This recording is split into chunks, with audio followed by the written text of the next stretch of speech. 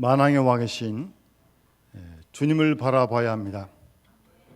세상을 보고 사람을 보면 낙심을 하고 실망을 합니다. 그러나 주님을 바라볼 때 위로를 받고 용기를 얻고 또 새 힘을 지혜를 얻게 될 줄로 믿습니다.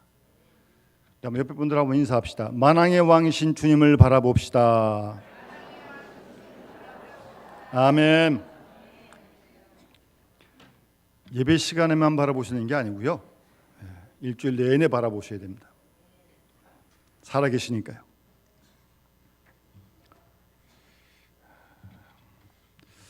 오늘 우리 야고보서 1장 19절 이하 21절 말씀은 너무나도 평범하고 그리고 실제적인 말씀을 우리에게 들려주십니다. 우리가 어려워서 하나님 말씀을 못 지키는 건 아니죠. 또 몰라서도 안 지키는 것도 아니죠. 다 알면서도 우리가 생활로 옮기지는 못하는 것이 우리의 모습인 것이죠. 그래도 생각은 바르게 가져야죠. 우리의 신앙과 행위에 언제나 하나님 말씀의 뿌리를 두고 이 말씀으로서 나온 모든 원리를 따라서 우리가 신앙생활을 하고 교회를 섬길 수 있도록 힘써야 할 줄 믿습니다. 오늘 본 말씀은 어렵지 않습니다. 한 서너 가지 말씀하시는데, 첫 번째는 듣기는 속히 하라는 겁니다. 누가 여러분들에게 말씀하실 때 잘 들으라는 거예요. 빨리. 그 다음 말하기는 어떻게 하라고요? 더디 하라고요. 듣기는 빨리 하는데 말하기는 더디 하라고요. 그게 맞죠. 왜냐하면 귀가 둘이잖아요. 입은 하나고. 그렇잖아요. 숫자만 봐도 하나님께서 2배 이상은 들어야 돼요. 그러니까 귀를 2개 뚫어 놓으셨죠, 하나님께서. 입은 말만 하는 게 아니라 먹기도 해야 되고, 그러니까 어쨌든 말은 적어야 돼요. 귀는 많이 듣고. 그 다음 성내기도 더디하라고 말씀하십니다. 화를 내는 것도 더디하라고 말씀하십니다. 가정에서든 교회에서든 운전하시다가든 어디서든 간에 성을 내기를 더디하라고요. 그러니까 이 말씀 자꾸 묵상해 보면 성을 낼 상황이 많이 있는 거죠. 그러니까 성 내지 마라, 처음부터 내면 안 된다, 그게 아니라 더디하라. 더디하라. 아주 묘한 여운이 있어요. 더디하라 말씀하시지만 쪼꼬바라는 게 아니에요. 그 다음 말씀을 보면 성을 내는 것이 하나님의 의를 이루지 못한다. 결국 하지 말라는 거예요, 그 말씀은. 하나님의 의를 우리가 이루어야죠. 하나님을 기쁘시게 해드려야죠. 성을 내는 거 하나님 기뻐하시지 않는 겁니다. 하나님의 의를 이루지 않습니다. 그러면서 그 다음 이어지는 21절 말씀은 그러므로 그랬어요. 그러므로라는 건 뭐예요? 결론 삼아 이렇게 말씀하시는 거 아니에요? 그러니까 이 두 문장과 함께 연결해서 사실은 우리가 듣기는 속히 하고 말하기는 더디하고 성내기도 더디하고 성내는 것을 하나님의 의를 이루지 못하니까요.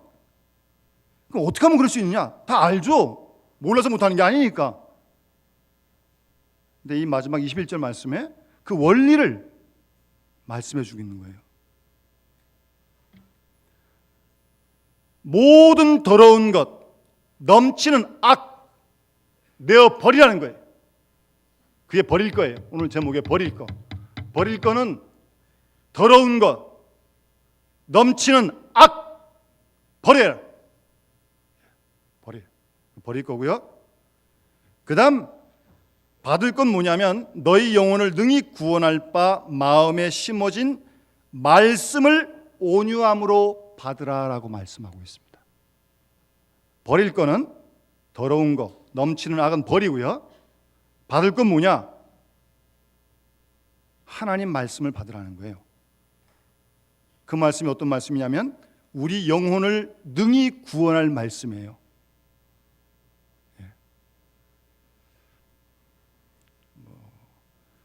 오늘 말씀은 어려운 말씀이 아니죠. 우리가 지키기가 힘든 거죠. 몰라서 못 지키는 것도 아니고. 아마 야고보 사도가 목회하던 그 초대교회 때도 이 교회 공동체에 말 때문에 많은 문제가 있었던 것 같아요. 그러니까 일반적으로 야고보서 지금 1장부터 무슨 시험에 대해서, 기도에 대해서 일반적인 내용을 말씀하시다가 개인 신앙생활의 내용 중에 첫 번째가 뭐예요? 말이에요. 말을 조심하라는 겁니다. 다음에 3장에 하면 또 나옵니다. 말에 실수가 없으면 온전한 삶이라고 말씀하십니다. 예나 지금이나 이 교회 공동체 늘 이 말이 문제인 거죠. 또 이 교회랑 공동체가 말이 많은 공동체거든요.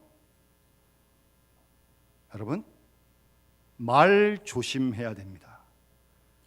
돈 안 든다고 함부로 말하면 안 됩니다. 기분대로 말하면 안 됩니다. 정말 말 조심해야 됩니다. 우리가 한 모든 말이 이 지구상에 다 녹음이 되어 있습니다. 녹음되어 있어요, 여러분. 하나님이 다 들으시고요.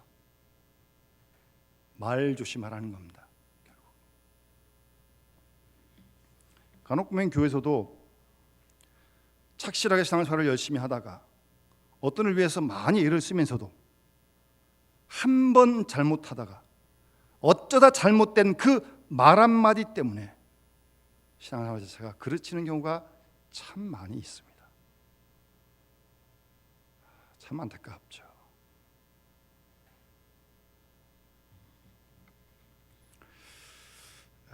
제가 전했던 교회에서 이제 한번 신방을 갔어요. 세 가족이 등록을 해서 갈 때 이제 구역장 권사님도 가시고 권찰 집사님도 가시고 같이 갔어요. 신방한 신방대원, 우리 교인들은 잘합니다. 근데 이 신방대원들도 잘해야 됩니다. 이게 딱 갔는데 초면이거든요. 처음 등록했으니까. 근데 이 권사님 집사님들이 뭐 이렇게 묻는 게 많아요. 세 가족한테. 고향이 어디십니까? 뭐 자녀가 몇이십니까? 큰애는 어디 다니십니까? 지금 재수하고 있는데 그것도 모르고 재수하고 있는 애한테 어디 학교 다니냐고 물어보면 그게 얼마나, 재수하는 것도 지금 서러운데 얼마나 그게 상처가 되겠습니까? 그러니까 말 조심해야 돼요. 말 조심해야 됩니다. 그 말이 상대방에게 부담을 주는지 안 주는지, 상처를 주는지 안 주는지 좀 생각을 하고 말을 해야죠. 나중에 세 가족이 저한테 그렇게 털어놓더라고요. 목사님, 미안하지만 제가 한마디 드리겠습니다. 하십시오. 그랬어요. 제가 꼭 형사 취조받는 것 같았습니다. 그러더라고요. 뭘 꼬치꼬치 이렇게 다 캐물어요, 이렇게. 예? 초면인데 그것도. 저도 그래서요, 우리 교인들 세 가족들이 있으신데 제가 처음 세 가족실에서부터 한마디 질문 안 합니다. 제가 지금 처음 만났는데 그분의 형편이 어떤지 제가 모르는데 괜히 실례된 질문했다가 상처받으면 안 되잖아요. 제가 절대 묻지 않습니다. 말씀하실 때까지 기다립니다. 저는. 그러니까 신방할 때 말 조심해야 됩니다. 교인들 만날 때 말 조심해야 됩니다. 생각지 않았는데 내가 한 말이 상대방에게 부담을 준다면 이거 아니죠. 근데 내가 부담 준다고 생각지 않아요. 근데 그건 자기 입장이고 상대방 입장에서 생각을 해야지. 상대방 입장에서. 그러니까 이 말 조심해야 됩니다. 말하는 거 잘 배워야 됩니다. 특히 교인들 대할 때, 성도 간에 교제할 때, 신방할 때.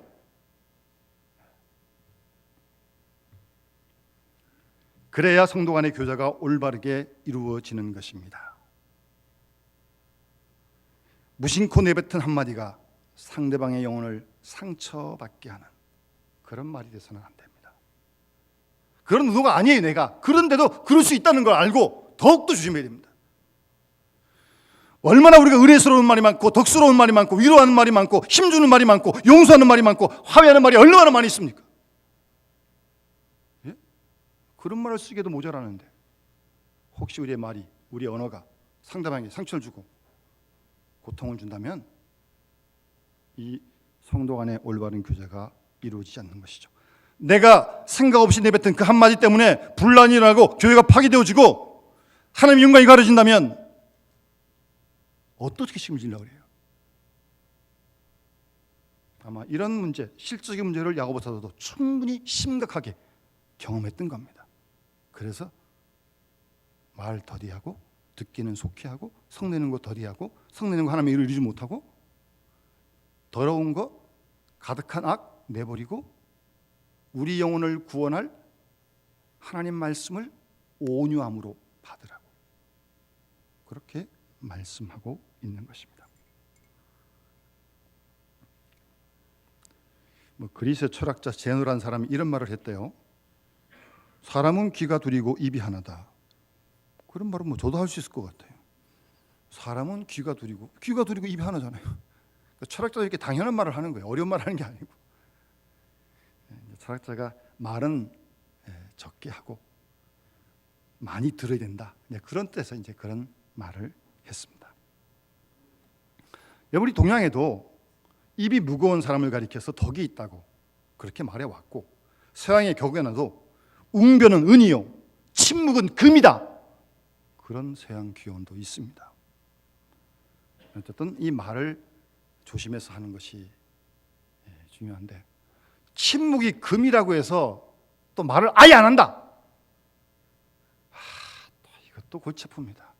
집에 식구가 교인들이 있는데 뭐라고 얘기를 하는데 입 딱 다물고 딱 있으면 그것도 고문이죠, 고문.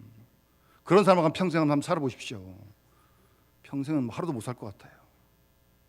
그러니까 이 말은 말을 하지 말라는 게 아니에요. 필요한 말을 하고 유익한 말을 하고 좋은 말을 하면서 분위기를 좋게 만들면 얼마나 좋습니까?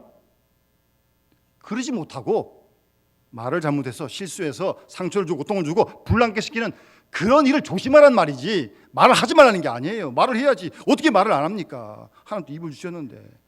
유익한 말, 정말 위로의 말, 얼마나 우리가 말을 통해서 서로 소통을 하면서 행복을 느끼는데요. 하지 말란 말이 아니고 하되 잘못하는 일 때문에 이런 주의를 주는 거죠. 조심하라는 거죠.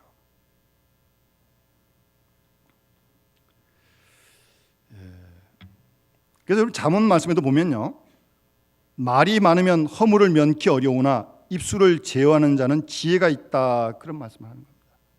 아무래도 말이 많으면 실수 많습니다. 말을 많이 하니까 많은 말 중에 다 맞는 말도 있지만 다 맞는 건 아니잖아요.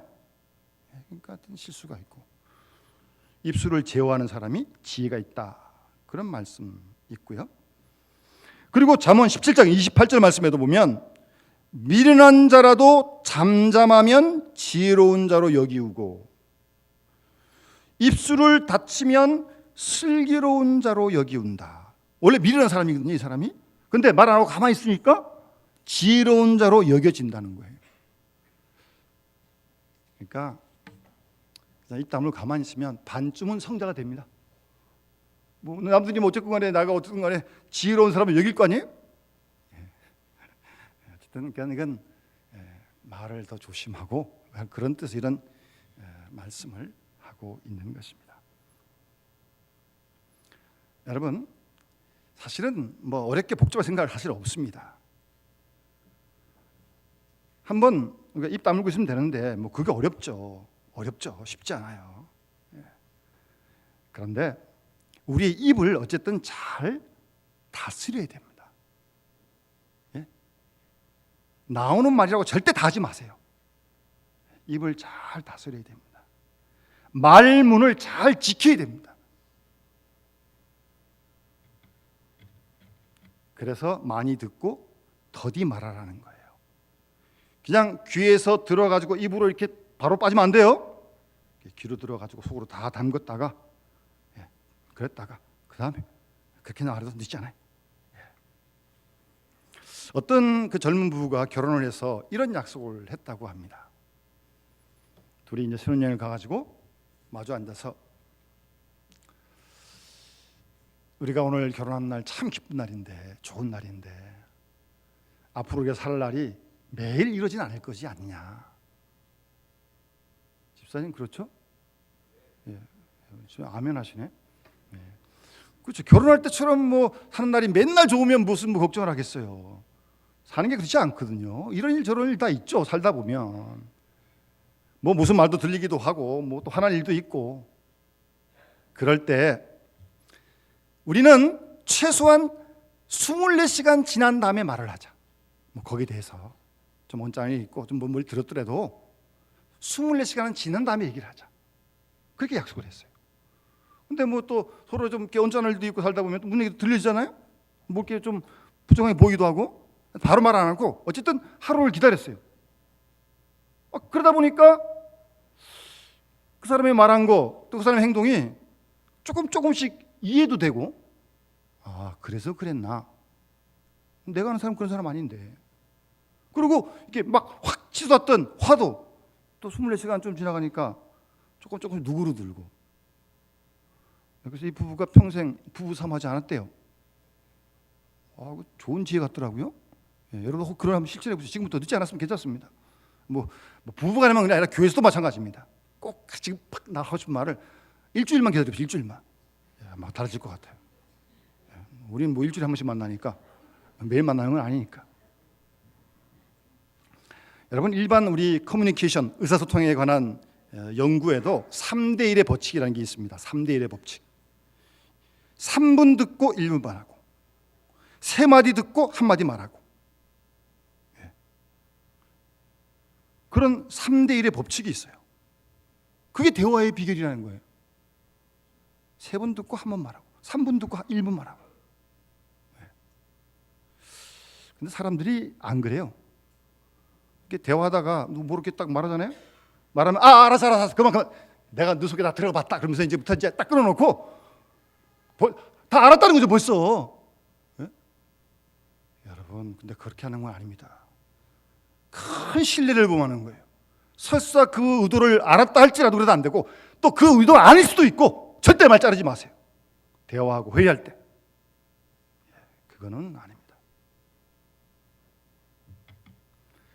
그래서 이렇게 더디 말하기 위해서는 3가지를 우리가 좀 준비해야 되는데, 첫 번째는 말하는 상대를 존중해야 됩니다.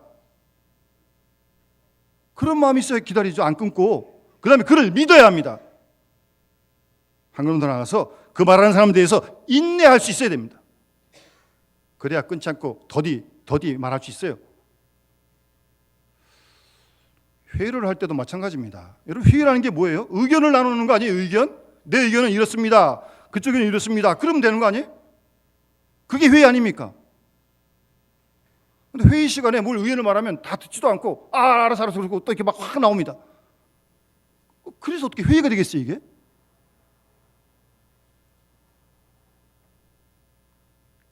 그리고 회의는 의견을 나누는 거지 설교하는 자리가 아닙니다. 누가 누굴 가르치는 자리가 아닙니다. 똑같은 개체가 모여서 서로 의견을 개진하는 자리이지, 그게 회의지. 거기서 누구를 가르치려고 그러고. 그런 자리, 나는 이렇게 생각합니다 여기에 대해서 끝! 그러면 되는 겁니다. 그쪽도 얘기하고 되는 거고. 또 하다가 의견이 안 모아지면 민주주의로 표결해도 어떻게 합니까? 서로 의견이 양보 안 되니까. 그게 민주주의 아닙니까? 신주주의를 못하니까 민주주의를 하는 거죠. 그거는 차선책으로. 어쨌든 존중해야 되고, 믿어줘야 되고, 인내해야 됩니다. 더디 말하세요. 많이 들으시고. 그 다음, 성내는 말 하지 말아야 됩니다. 화가 동반된 말하는데 감정적이어서는 안 됩니다. 우리 말이 감정에 따라 좌우되어서는 안 된단 말입니다. 물론 사람이 감정이 있습니다. 기계도 아닌데 흥분할 수 있고요. 그러나 감정만 있는 게 아니잖아요. 우리의 지성이 있잖아요. 생각이 있잖아요. 생각도 해야지. 감정대로 다 말하면 되겠습니까? 특히 회의할 때 그러면 안 됩니다. 감정 주도적인 언어, 곤란합니다. 이것은 성도의 자세가 아닙니다.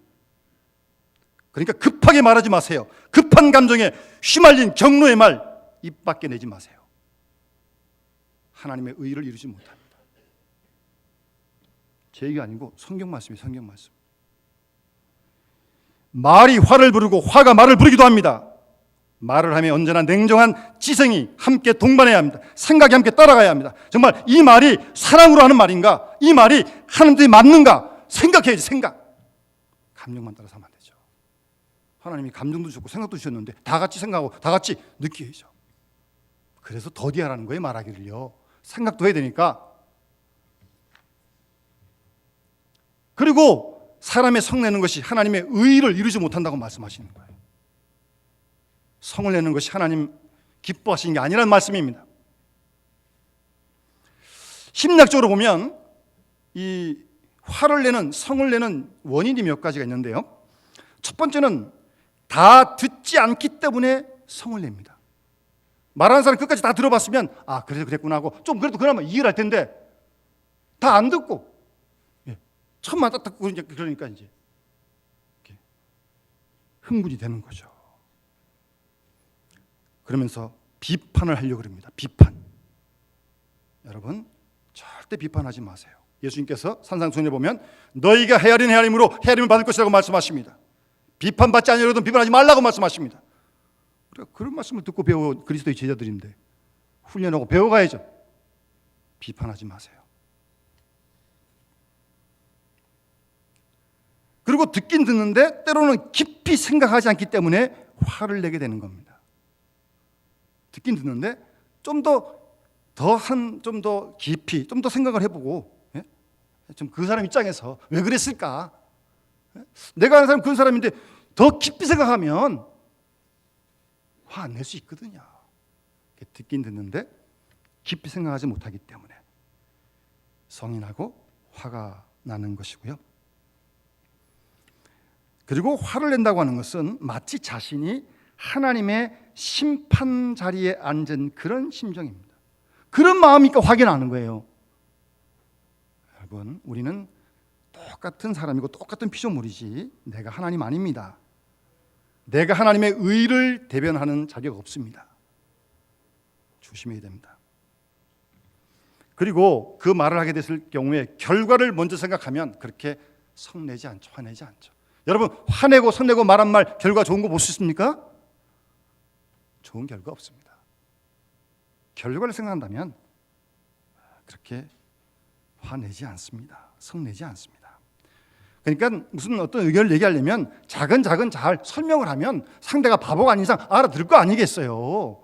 그런 과정이 필요한 거지. 뭐 그런 과정도 없이 그냥 뭐 이렇게 화부터 내면 곤란하다는 말입니다. 내가 화가 나서 성이 나서 내뱉은 말 이미 내 입을 떠나버렸습니다. 그 주워 담을 수도 없어요. 사람의 성내는 것 하나님의 의를 이루지 못합니다. 그래서 우리는 항상 한 두 가지를 늘 염두에 두고 그리스도인들이 말을 하고 성도의 교제를 해야 됩니다. 화를 낼 수 있을 사람이니까요. 감정이 있으니까요. 그러나 성내는 것, 화내는 것이 덕을 이루지 못한다는 거예요. 덕을. 여러분, 사람의 분노와 하나님의 진노는 다릅니다. 하나님의 진노는 언제나 공의롭습니다. 그러나 우리의 분노는 우리가 제한적이고 불완전한 사람인데 어떻게 우리의 분노가 다 오를 수 있습니까? 마치 자신의 분노가 하나님의 공의를 대변하는 것처럼 착각해서는 안 됩니다. 나의 의, 나의 생각, 완전한 하나님 뜻과는 다른 거예요. 내가 화를 내면서 고집할 만한 내 의지, 내 의견 존재하지 않습니다. 내가 생각하는 것 다 상대적인 거예요. 다 불완전해요. 내가 절대 진리가 아니잖아요. 그리고 이 화냄의 성냄의 뿌리가 악으로부터 올 때가 많다는 것도 알아야 됩니다. 이거 그리스도인 방법이 아닙니다. 우리는 겸손과 온유, 주님께 배운 게 그거 아닙니까? 화를 내면 그 순간부터 사랑이 분노로 바뀌어지게 되는 것입니다. 사랑 때문에 말하고 큰 소리 낼 때 그건 더 이상 사랑 아닙니다. 분노입니다. 분노. 증오로 바뀌고 있다는 사실을 잊지 말아야 합니다. 분은 사랑이 아닙니다. 증오요, 시기요, 질투입니다. 따라서 분은 잘못된 것입니다. 여러분 모세가 가데스 바네아에서 하도 백성들이 이스라엘 속색이니까 내가 반석에서 물을 내겠느냐? 이해는 해요. 얼마나 쏟았으면 모세가 그랬겠어요. 그러나 그 일 때문에 모세는 가나안에 들어가지 못합니다. 모세의 그런 행동이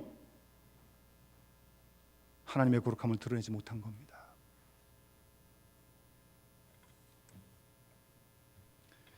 그래서 이런 일련의 일들을 다 말씀하시면서 근본적으로 우리가 우리 속에 있는 더러운 거, 악한 거, 넘치는 악 이거 내어버려야 한다는 거예요. 내어버린다는 말은 이 옷을 갖다가 벗어가지고 훌렁 던지는 겁니다. 여러분 옷이 더러워지면 이거 벗어가지고 빨라고 빨리 던져야 될 거 아니겠어요? 그리고 이 내어버린다는 헬라의 어원은 귀지를 파버린다는 뜻이 있습니다. 귀지. 이 귀지가 가득 찼기 때문에 말이 들리지 않아요. 남의 말이 안 들려요. 귀지가 딱딱히 굳었어요. 해묵은 거, 오염된 거, 습관된 거, 성품화된 거, 고질화된 거, 타성화된 거, 이거 벗어버려야 돼요. 이거 안 벗어버리면 듣질 못해요. 귀지가 꽉 찼으니까.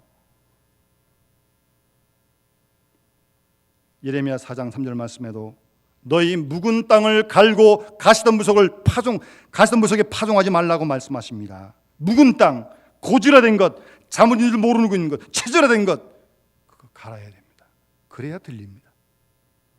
모든 더러운 것 내어버리고 넘치는 악 다 내어버려야 바른 귀를 가질 수 있어요. 들을 수 있는 귀를 가지고 있습니다. 그 다음 이어지는 마지막 말씀 보면 너희 영혼을 구원할 마음에 심긴 도라는 게 뭐겠습니까? 말씀 아니겠습니까? 온유함으로 받으라. 마음에 심어진 말씀, 전에 성경 도라 그랬는데 온유함으로 받으라는 겁니다. 여기서 심긴다는 단어는요, 헬라의 원래 원어가 심긴 말씀, 심어진 말씀, 그 농사 질 때 쓰는 용어예요. 씨 뿌린 걸 얘기하는 거예요, 정말. 예수님께서도 씨 뿌린 자의 비유를 말씀하시잖아요. 그 씨앗이 떨어지는데 길가, 가시덤불, 돌밭, 이렇게. 지금도 우리 말씀을 듣고 있는데 하나님의 말씀이 선포되고 있잖아요. 여러분 지금 대부분 다 잘 듣고 계신데 그 들은 말씀이 옥토에, 마음에 심겨져야 돼요. 예? 심겨져서 그 말씀이 여기서 싹이 나고 자라서 그 말씀이 내 생각과 마음을 지배하는 겁니다. 그럴 때 그 말씀이 우리의 영혼을 구원할 말씀, 우리의 입을 주장할 수 있어요. 귀를 주장할 수 있어요. 그러지 않고는 아무 누구도, 어느 누구도, 우리가 이미 다 경험해서 살아서 알잖아요. 내가 나를 못 이기는 거 알잖아요. 내가 내 마음대로 못 하잖아요. 우리 영혼을 구원할 하나님 말씀, 살아있고 웃는 그 말씀이 우리 마음밭에 뿌려져서 여기서 싹이 나고 자라서 그 말씀, 하나님 말씀이 우리의 입과 생각과 우리의 마음을 주장할 때, 그때 우리가 이 말씀을 이루어 드릴 수가 있는 겁니다. 그래서 우리 속에 하나님 말씀이 많이 거해야 돼요. 마음 속에. 그래서 그 말씀이 나를 주장할 수 있어야 돼요. 나를 붙들 수 있어야 돼요. 제 조그만 간증입니다만 목회자도 죄송합니다. 가끔씩 좀 힘들 때가 있습니다. 우리가 나도 잘못하고 상대방도 나도 잘못할 때 있잖아요. 이 용서의 문제인데 이 목회자가 이제 저도 잘못한 데 있겠죠. 근데 또 누가 나도 저한테 잘못했는데 그 사람 용서하기가 참 쉽지 않을 때가 좀 있어요. 한 번 보고 안 볼 사람이면 눈 딱 감으면 돼요. 딱 감으면 그냥 안 보이는 그 사람. 근데 우리 성도들 매주일 만나고 또 집에 있는 식구들을 매일 만나는데 안 볼 수도 없고 또 저는 설교하러 올라와야 되는데 여기서 이렇게 막 누구 미워하면서 설교하면 되겠습니까? 안 되잖아요, 그러면. 그때 제 마음속에 하나님께서 이런 말씀을 주시는 거예요. 내가 너희를 용서한 것 같이 너희도 서로 용서하라. 그 말씀이 딱 걸리는 거예요. 주님이 저를 용서해 주셨거든요. 제가 1만 달란트 빚진 사람이거든요. 60억을 탄 것마다 60억을요. 그럼 나한테 2만 원 빚진 사람, 그거 용서 못 해주겠어요? 그 말씀이 계속 제 마음속에 떠나질 않는 거예요. 내가 너를 용서한 것처럼 너도 용서하라고. 제가 그 말씀 앞에서 손을 들었습니다. 주님이 나를 용서해 주셨는데, 나를 용서해 주셨는데 내가 너를 용서한 것처럼 너도 용서하라고. 그 말씀이 제 마음에서 떠나질 않는 거예요. 하나님 말씀이 우리의 영혼을 구원합니다. 거듭난 영혼이 우리의 말, 우리의 인격을 다스릴 수 있어요. 우리 힘으로 절대 이 깨물어도 안 되고 다 안 됩니다.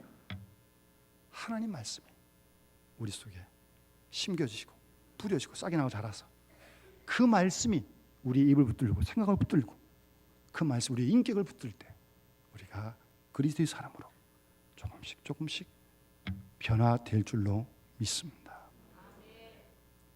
우리 오늘 주신 말씀을 기억하면서 교회 생활 속에서 또 내일부터 우리가 세상 나가 살아야 텐데 이런 말씀을 늘 마음에 새기면서 말씀을 붙들고 그 말씀이 우리를 주장할 수 있도록 말씀 안에서 승리하며 나아가며 하나님을 기쁘시게 되는 우리 믿음의 식구들과 아름다운 성도의 교제가 이루어지는 우리 교회가 될 수 있기를 주의 이름으로 축원합니다. 우리 찬송가 216장 함께 찬양 부르면서 봉헌하도록 하겠습니다.